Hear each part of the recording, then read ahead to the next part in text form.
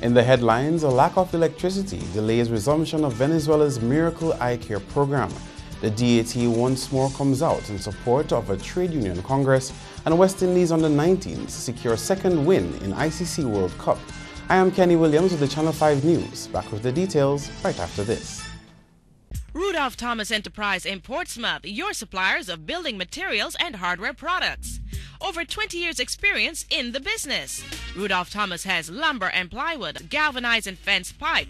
Check out Rudolph Thomas for ceramic and vinyl floor and wall tiles, nails, nuts and bolts, paint and painting supplies. And check out their line of electrical and hand tools. Go now to Rudolph Thomas on 1240 Bay Street in Portsmouth.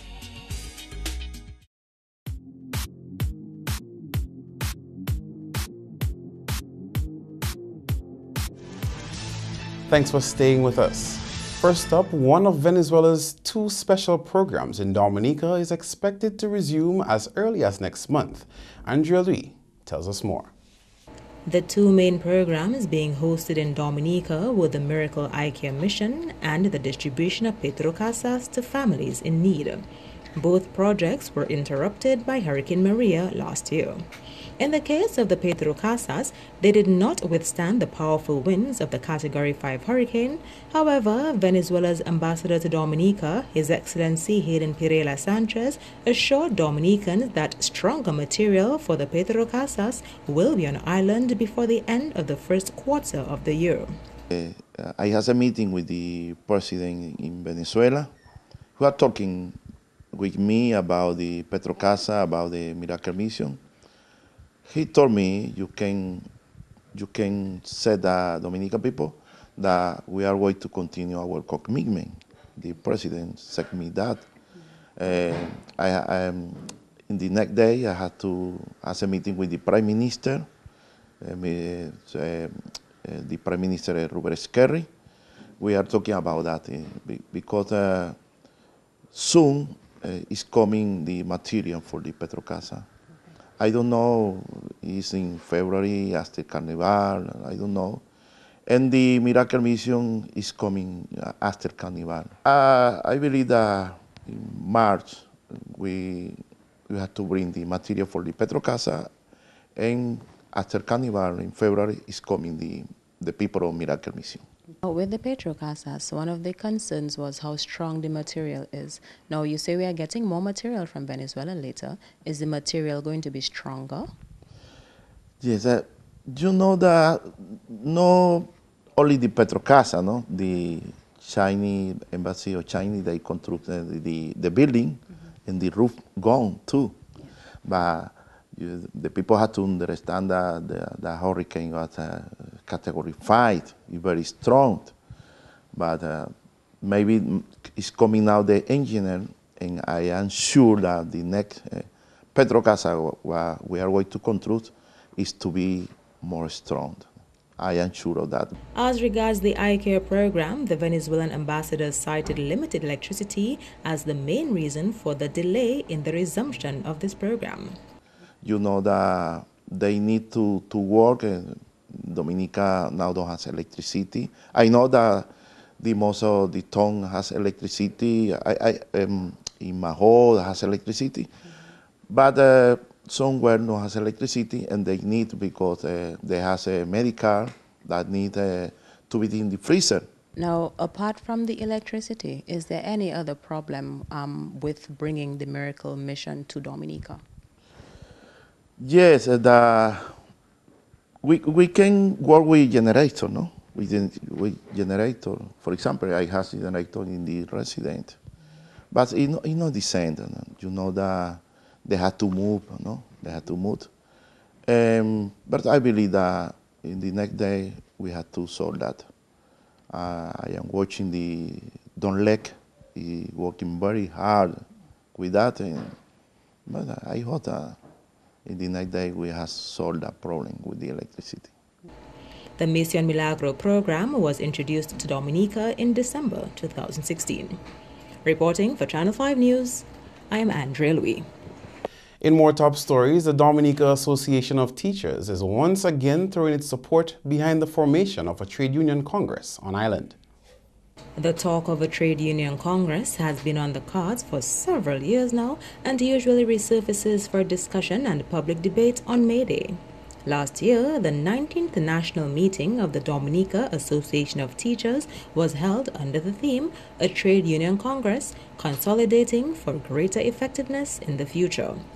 To date, many other unions on island have voiced their position on the creation of a trade union congress, and the president of the DAT, Celia Nicholas, says the association remains resolute in the formation of a trade union congress. However, she reiterated that some internal matters need to be straightened out before such a body can be formed.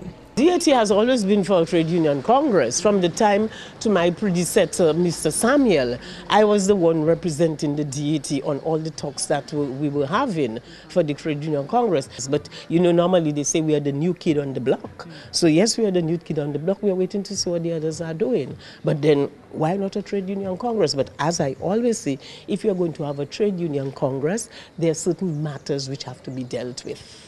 There are certain matters which have to be dealt with, because you can't have some unions representing certain bodies of people where some unions have been given the authority to represent that category of people. Okay? Fine, individuals may want to join a union, but when the union goes out, that's not right. So there are certain issues which have to be settled before, and I suppose maybe these are the issues that are preventing. But the Dominica Association of Teachers, the new kid on the block, let's go. So do you see us ever having a trade union congress? Well, that's left for them. That's left for them to decide.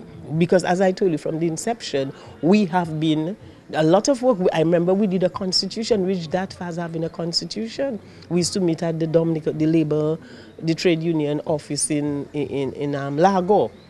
That's where we used to meet. So a lot of work we did do a lot of work. Speaking of representing the interests of teachers on the island, Nicholas revealed that the number of members in the DAT post-Hurricane Maria has actually increased.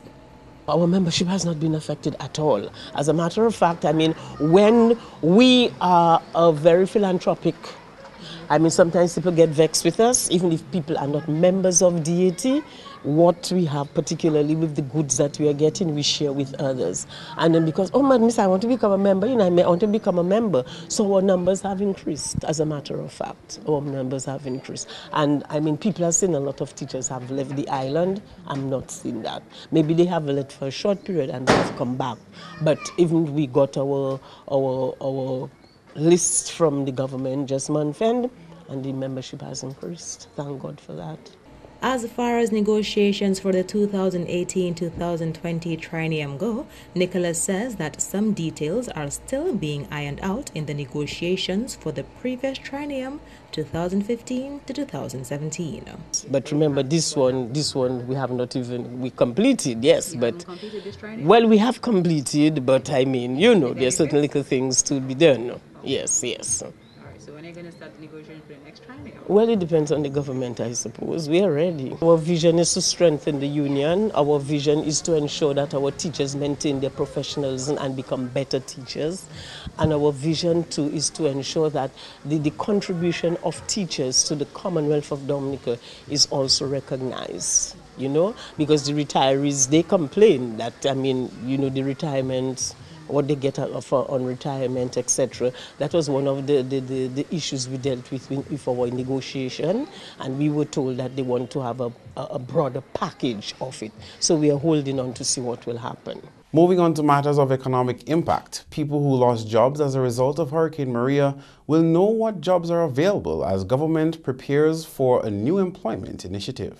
Cabinet Secretary Ambassador Steve Farrell says enrollment forms will be provided at a later date at the Financial Center. The job may not necessarily be the equivalent of what you held before, but at least every effort will be made to tie you over to the best available opportunity at the time. We'll try our best before March 1st to already get a listing of the available jobs and skill set required, so that the persons who come in on March 1st would be almost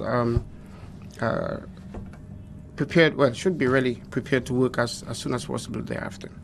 In some cases, Farrell pointed out people who were made redundant could be rehired at their former place of work. We had 2 or 3 approaches. The first one, obviously, would be to check our statements of NASIP to see if the job is still available and if she was made redundant simply because of cash flow problems. So you pay her to work and you send her back there. The second option would be to list, as we'll be doing between now and March 1st, the amount of jobs we think that are available through our own investigations, both in the government system, private sector system. Remember, there are new investments, new opportunities, new initiatives discussed with government at different forums, and that will give us a listing. But again, the placement will be based on our qualification, experience, and the availability of jobs, and the one that best suits the person. That's why we're asking people to bring the letters of redundancy, because some will tell you whether somebody is fully permanently terminated. The others will tell you why the layoffs. Once we can establish that there's an opportunity within the same firm, the person would obviously will be targeting that firm as the place of employment. The Dominica Association of Industry and Commerce reported in October that over 500 jobs were lost due to the effects of Hurricane Maria. Ambassador Farrell says the numbers have fluctuated. Next up, Lubia Village Council Chairperson Kathleen John Baptist has complained of the absence of the Member of Parliament for Roseau South. John Baptist told Channel 5 News she had not seen Parliamentary Representative Joshua Francis since Hurricane Maria. I have not seen him here. I have not seen him around the village. I have not seen him anywhere around. He has not called the office. He has not been to the office. As far as I know, I haven't seen him at all. John Baptist said she is not aware that Francis has made a case to government for his constituency. And that is a sad thing about it as well. We don't have a PAL rep to represent us here. The PAL rep would be the person that would go to the government and negotiate on our behalf. We don't have one person. The only person that we have here is Josiah Binwa, and he's helped us a lot. And he's not our PAL rep, but he has really helped us a lot. And he's been around as well.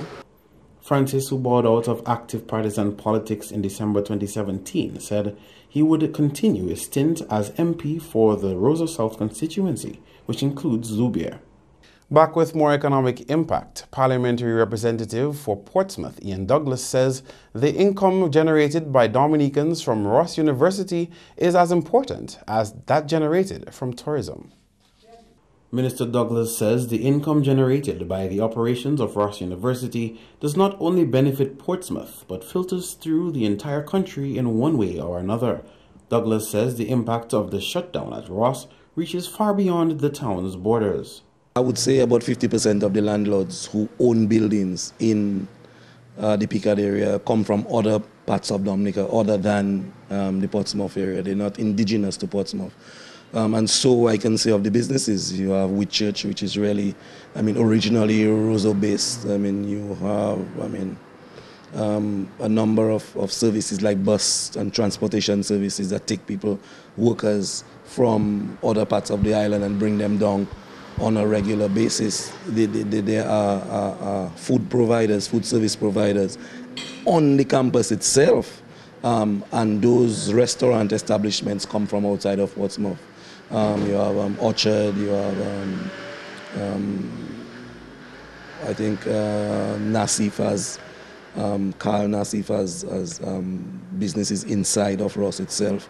A number of other businessmen and investors come from all over Dominica other than just Portsmouth. A number of the workers actually on campus themselves come from the neighboring communities like Paybush, Benz, Jubla, Biosh, Collyho, all over the coast as far as St. Joseph, Mao, Roseau itself, actually persons bus in and out every day. So Ross economic impact is felt throughout the country. From the time the students land at Douglas Charles, the taxis that they get to bring them down, although Ross provides some transportation to, I mean, you can just name it. Ross University was forced to relocate its students to mainland USA after the impact of Hurricane Maria on the establishment. The departure of 1,500 students and staff after Maria is having a negative impact on small business in Portsmouth and neighboring communities. You are watching the Channel 5 News. When we come back, agriculture in Dominica starting to show signs of growth post-Hurricane Maria. M&J Covering is the producer of designed galvanized and galvalume in Dominica. They design to your specifications, color and length, 4 styles of galvanized and galvalume pre-painted roofing sheets as requested, and supply all your galvalume accessories. M&J Covering helps you control spending and reduce waste. At M&J Covering, they are also equipped to build your roof to precise standards anywhere on island. So come to M&J Covering at 1 Mile in Portsmouth or call 445-5001, 275-5003 today.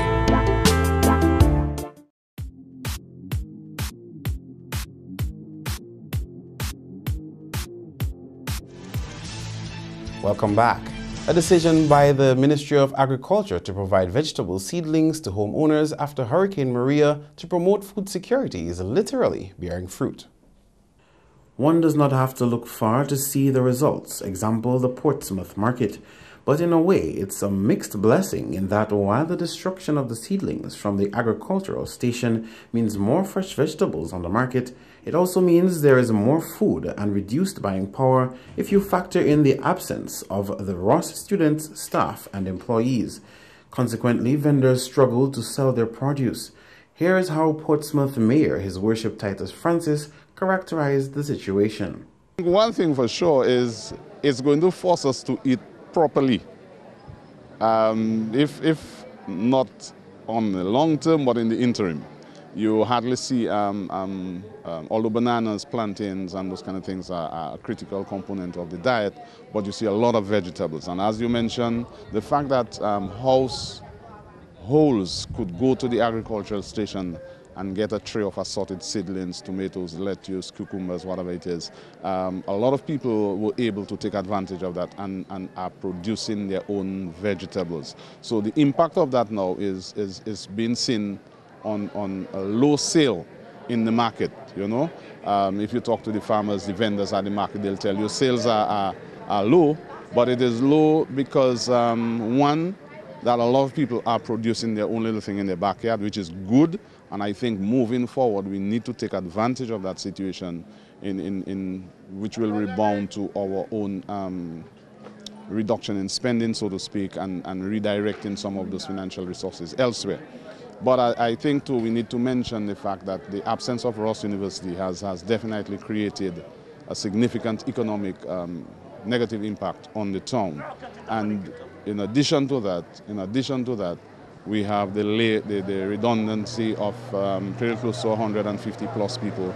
So again, that is manifesting itself in people's spending power in the town. The mayor says one of the more critical post-Maria needs in the town is housing, and government has started making provision for the displaced by building temporary homes. In sports now, Women's World T20 returns to the Caribbean after close to 8 years. Antigua and Barbuda, Guyana, and St. Lucia will host the Women's World T20 from November 9 to 24 later this year. This will be the first instance of the Women's World T20 being played as a standalone event after the previous 6 editions were organized alongside the Men's World T20. It will also mark the return of a world event to the Caribbean after the 2010 World T20 that saw England win the men's edition and Australia the women's.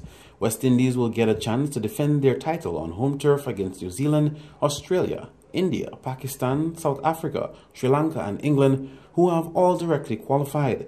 The preliminary round will be played at the Guyana National Stadium and at the Darren Sammy Stadium in St. Lucia, while the Sir Vivian Richards Stadium in Antigua and Barbuda will host the semi-finals and the final.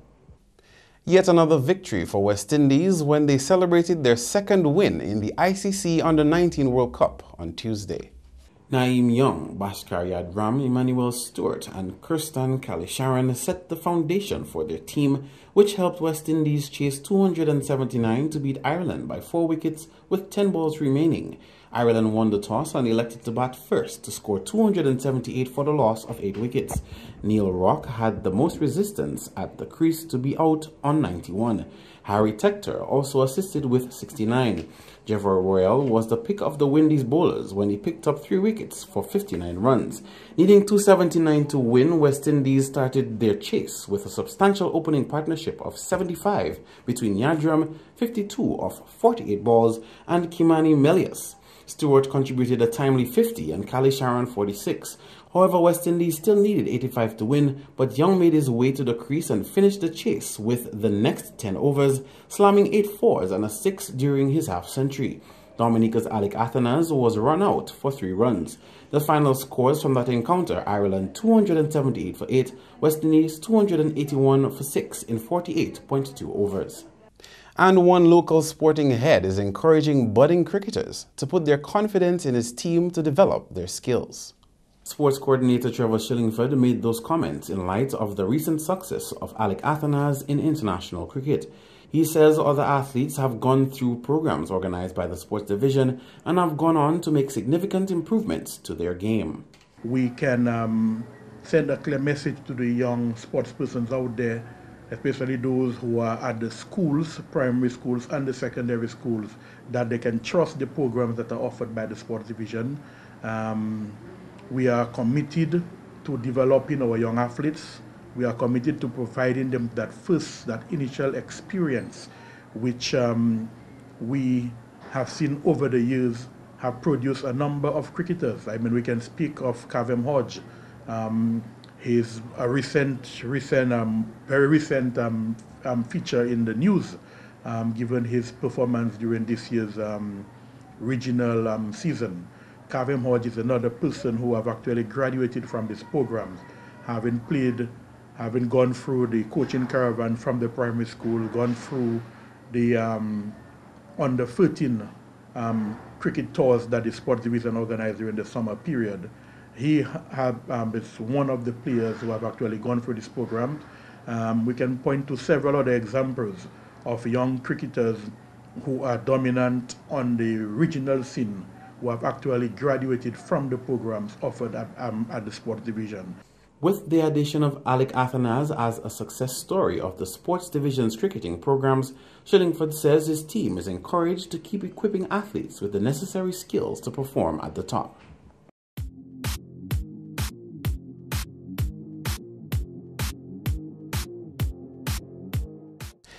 To end the news, the headlines again.